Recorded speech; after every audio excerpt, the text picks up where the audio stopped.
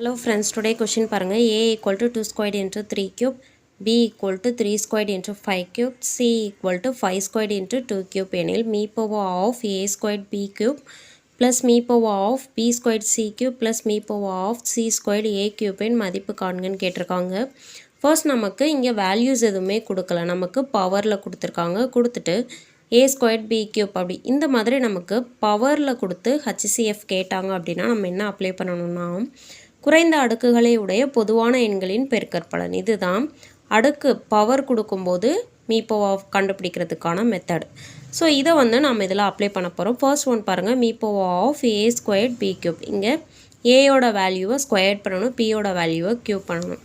அப்படி பண்ணும்போதில் power into squared. So பவரையும் இதையும் multiply பண்ணுவோம். இப்போ மல்டிப்ளை பண்ணோன்னா 2 power 4 into 3 power 6, 3 power 6 into 5 power 9. So நமக்கு என்னது மீப்போவா குறைந்த அடுக்குகளை உடைய பொதுவான எண்களின் பெருக்கற்பலன். ஸோ இதில் காமன் நம்பர் என்னது 3 power 6.